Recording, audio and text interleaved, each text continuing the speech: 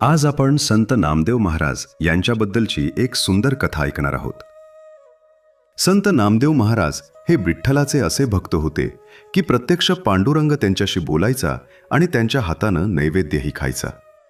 या प्रेमामुळे नामदेवांच्या मनात नकळत असा भाव निर्माण झाला होता की मी देवाचा सर्वात जवळचा भक्त आहे. एकदा संत ज्ञानेश्वरांसह सर्व संतांची सभा भरली होती. तिथे संत गोरा कुंभार यांनी आपल्या थापटण्यानं सर्व संतांच्या आध्यात्मिक अधिकाराची परीक्षा घेतली.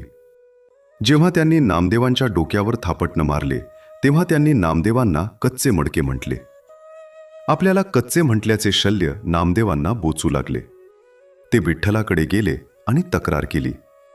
तेव्हा विठ्ठलानं हसून उत्तर दिले, नामदेवा, गोरा काकांनी जे म्हटले ते सत्य आहे. तुला अजून ईश्वराचे व्यापक रूप समजून घ्यायचे आहे.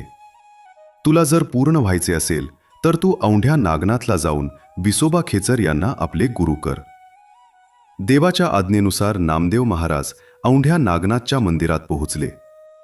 तिथे गेल्यावर त्यांना एक अत्यंत विचित्र प्रकार पाहायला मिळाला. एक वृद्ध माणूस मंदिरात पाय पसरून निजला होता आणि विशेष म्हणजे त्यांचे दोन्ही पाय साक्षात शिवलिंगावर होते. हे पाहून नामदेवांना मोठा धक्का बसला. ते रागाने ओरडले, अरे रे, तुम्ही कसले साधू? देवाला पाय लावून पाप का पदरात पाडून घेताय?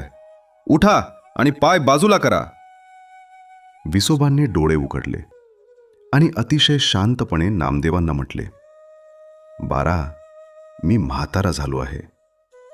मला माझे पाय हलवता येत नाहीत.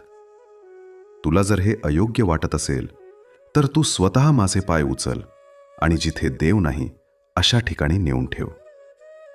नामदेवांना हे काम सोपे वाटले. त्यांनी विसोबांचे पाय उचलले आणि शिवलिंगापासून दूर दुसऱ्या बाजूला ठेवले. पण आश्चर्य असे की ज्या ठिकाणी त्यांनी पाय ठेवले तिथे जमिनीतून दुसरे शिवलिंग प्रकट झाले. नामदेवांनी पुन्हा पाय उचलून तिसऱ्या जागी ठेवले. तिथेही शिवलिंग तयार झाले. त्यांनी ज्या ज्या दिशेला पाय फिरवले तिथे तिथे देव प्रकट होऊ लागले.